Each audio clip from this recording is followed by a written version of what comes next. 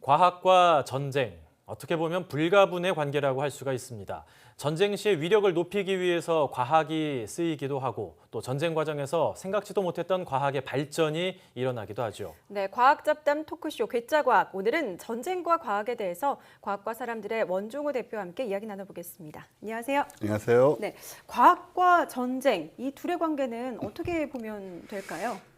애증관계라고 전 얘기를 하고 싶은데요. 애증관계. 네, 전쟁을 이기기 위해서는 과학기술이 꼭 필요하죠. 하지만 대부분의 과학기술자는 전쟁을 안 좋아합니다. 그럼에도 불구하고 정부의 과학기술 투자가 군대에 전쟁 관련으로 이루어지는 경우가 아직도 많고 그래서 첨단 과학이 전쟁의 용병이다. 이런 말까지도 쓰이고 있는 상황이죠. 그러니까 역설적으로 이제 과학이 양날의 검이라고 할 수 있습니다. 과학과 전쟁의 이 함수관계에서 보듯이 과학은 사람을 행복하게 만들 수도 있지만 매우 불행하게 만들 수도 있는 그런 것이죠. 어떻게 보면 이제 과학기술 자체는 가치 중립적인데 네네. 이걸 어떤 방향으로 쓰냐에 따라서 달린 그렇습니다. 문제인 것 같기도 하고 또 연구자 입장에서도 사실은 이런 것들을 만들면 이런 성과를 낼 수 있다. 근데 이걸 눈으로 보고 싶어하는 마음도 조금은 있을 것 같아요. 그럴 수도 있죠. 예. 뭐 사람마다 다를 것 같은데요. 예. 그렇다고 전쟁 무기를 만들어내는 것 자체에 몰두하는 과학자는 아마 그리 많지는 않을 것 같다는 그렇겠죠. 생각이 들어요. 연구자인 동시에 전쟁 기술자로 활약했던 그런 과학자들도 좀 있을 것 같긴 해요. 네, 뭐 역사적으로 동서고금 어디에나 찾아볼 수 있는데 예. 전쟁은 늘 더 나은 무기와 장비를 요구를 하고 과학기술은 굉장한 힘이 되었죠. 우리나라의 사례로는 고려 말 조선 초의 최무선이라고 예. 교과서에서 다 배우셨을 텐데요. 화포 기술자로 굉장히 유명했던 분이 계시고요.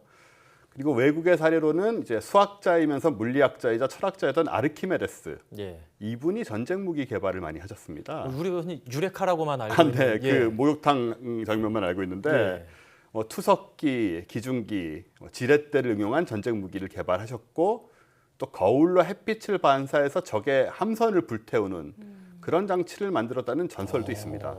작동했는지는 확실하지 않고요. 예. 그렇군요. 그 다음에는 맨해튼 프로젝트라고 그 2차 대전 때 원자폭탄을 만들던 그 제작에 참여했던 물리학자들이 있죠. 예. 그 중에는 아주 유명한 아인슈타인도 있었고 오펜하이머 이런 분들은 나중에 핵폭탄이 터진 이후에는 굉장히 충격을 많이 받았고 또 죄책감에 시달렸다고 해요. 그렇군요. 그럼 이제 선의의 과학기술 선의로 만들었지만 네. 잘못 이용되거나 아니면 좀 무기로 사용이 돼서 피해를 입었던 그런 사례들도 좀 궁금하거든요. 어떤 것들이 있을까요? 네, 처음에는 무기를 전혀 생각하지 않았던 경우들이 많이 있죠. 예. 대표적인 경우가 다이너마이트를 개발한 노벨, 예. 그 노벨상을 제정한 그 노벨인데요. 원래는 안전한 포격을 만들려고 했던 겁니다. 안전한 예. 폭약이요. 그 전에는 이제 폭탄이 액체였기 때문에 굉장히 위험했거든요. 그랬는데 이것이 전쟁 무기로 쓰이면서 노벨은 죽음의 상인이란 별명을 얻고 사람을 더 빨리 죽이는 방법으로 부자가 되었다는 비난을 받게 돼서 평생 괴로워했다고 합니다. 또 하나는 좀 뜻밖이지만 비행기가 있어요.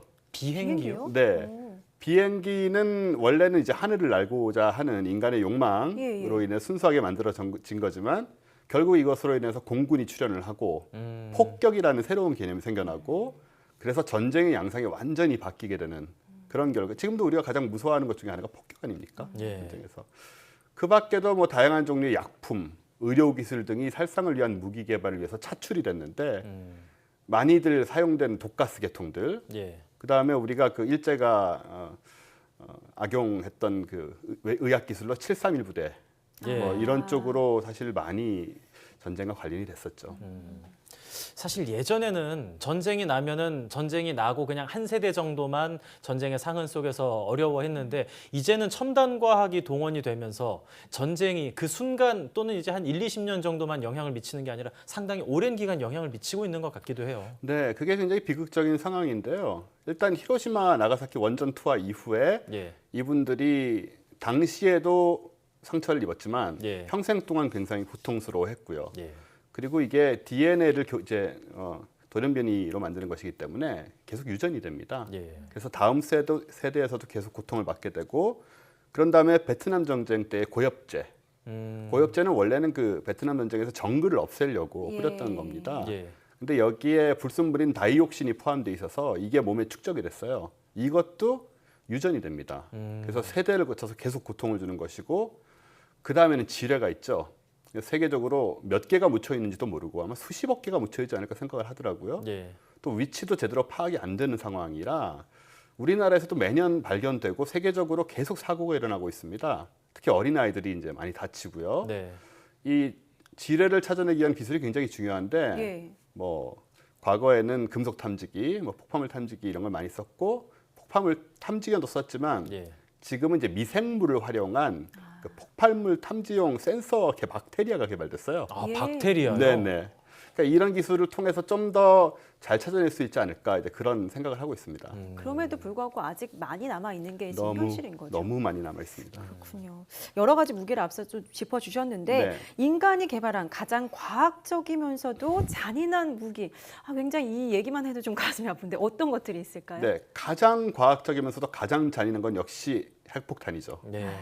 E는 MC 제곱이라는 이런 그 물리학 법칙은 사실 우주의 비밀을 알아내는 거거든요. 예. 이게 이제 폭탄으로 전용이 된 케이스니까 아인슈타인이 말하기를 제4차 세계대전은 돌을 들고 싸우게 될 것이다. 왜냐하면 3차 대전이 일어나면 이미 핵전쟁으로 문명이 다 멸망할 것이기 때문에 아무것도 남지 않기 때문에 그 다음에 싸울 때는 거의 맨손으로 싸울 수밖에 없다는 얘기를 할 정도로 핵무기는 무섭죠.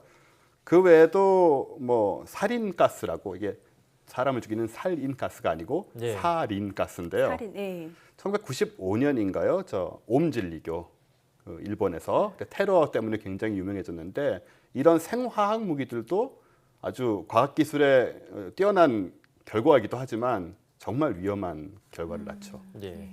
이렇게 좀 잔인한 무기들 너무 잔인해서 이제 국제적으로 협약을 맺어서 네네. 이런 건 쓰지 말자 하는 그런 무기들도 좀 있지 않습니까? 있습니다. 예. 사실 뭐 원자폭탄도 그런 상황에 있고요. 예. 생화학 무기, 생물학 무기 이런 것들이 그런 것들인데 네.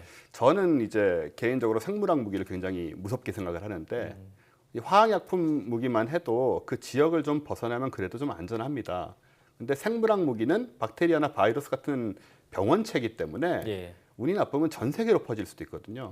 그래서 전쟁하고 전혀 관련 없는 사람들에게까지 병에 감염될 수 있기 때문에 굉장히 위험하죠. 네, 뭐 계속해서 이제 뭐 안 좋은 쪽으로 이야기를 많이 했는데 전쟁 물론 이런 것들이 있지 않았으면 제일 좋긴 하겠지만 네. 그래도 전쟁 중에 과학 발전으로 이어진 케이스들도 좀 있을 것 같은데요. 많습니다. 우리가 지금 쓰고 있는 경우들도 많이 있고요. 근데 전쟁을 위해서는 기술을 총동원해야 되거든요. 예, 그런 과정에서 생겨난 것이 이제 컴퓨터죠.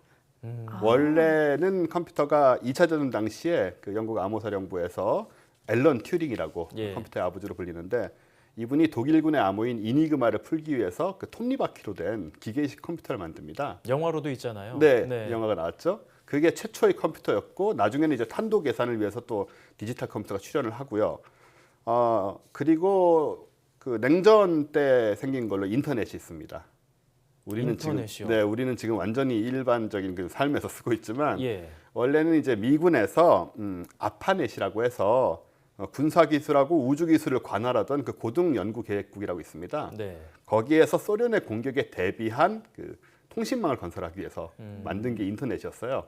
근데 지금은 이제 우리의 즐거운 사회생활을 위해 쓰이고 있죠. 예. 이외에도 뭐 로켓을 비롯해 우주 산업도 전쟁을 거치면서 엄청난 발전을 이뤘다고 들었거든요. 네네. 왜 그 배경이 어디에 있을까요? 그게 이제 독일하고 관련이 있습니다. 예. 나치 독일하고 독일 패망 후에 미국하고 구소련이 독일을 동시에 점령을 하게 되죠. 그래서 예. 동독과 서독이 나눠지는 건데요. 이때 나치의 과학자들을 양쪽에서 많이 데려갔습니다. 예.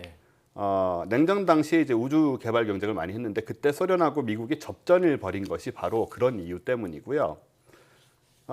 처음에는 소련이 우세했죠. 인공위성 스푸트니크를 가장 먼저 쏘아 올렸고 예. 그다음에 가가린 그 최초의 우주인이죠. 그쪽도 소련에서 많이 먼저 쏘아 올렸지만 그다음에는 이제 미국 우주 개발 계획의 꽃이라고 할 수 있는 아폴로 계획. 예. 이 총 이반자, 총 지휘자는 폰 브라운이라고 이분이 원래 나치 독일에서 V2 로켓이라는 미사일을 만들던 분입니다. 예. 그래서 그 V2 로켓이 그 벤젠스, 복수라는 앞 글자를 따서 만든 건데 심지어. 예. 근데 전쟁 후에 사실은 전범 재판으로 넘어갔어야 될 분인데 미국에서 데려가서 기술자로 사용을 했고 그래서 아폴로 계획으로 사람을 달까지 보내게 되죠. 그런 걸 생각해 보면 지금도 사실은 신냉전 기간이라고 해서 첨단 네. 군비 경쟁, 우주 경쟁 이런 것들이 펼쳐지고 있는 가운데 어떤 기술이 개발되고 있는지 상당히 궁금하기는 한데 네. 저희가 이제 그런 것까지는 모르잖아요. 과학과 또 이제 뭐 전쟁 좀 연관 지으면 안 좋은 결과밖에 나오지 않겠지만 네. 어떤 방식으로 진행돼야 한다고 보십니까? 사실 두 개를 완전히 분리하는 건 불가능합니다. 네. 여러 가지 이유로 이상적인 생각이고요. 끊임없이 이제 위험성을 잊지 말고 경계하는 수밖에 없습니다. 그러니까 전쟁이 일어날 사회적 여지들을 줄여야 된다. 그런 노력이 선행되지 않으면 결국 과학은 전쟁 무기를 만들 수밖에 없고요. 즉 과학 기술의 문제라기보다는 사회적 인식을 바꿔나가야 된다. 그래야만 이제 우리가 안전한 세상을 살 수 있습니다. 아무래도 인본주의적인 관점을 우리 모두가 공유하고 있을 때 네. 과학은 전쟁에서 좀 벗어날 수 있는 독립적인 존재가 되지 않을까 이런 그렇습니다. 생각이 드네요. 네, 지금까지 괴짜과학과 사람들 원종우 대표와 함께 이야기 나눴습니다. 오늘 말씀 감사합니다. 감사합니다. 감사합니다.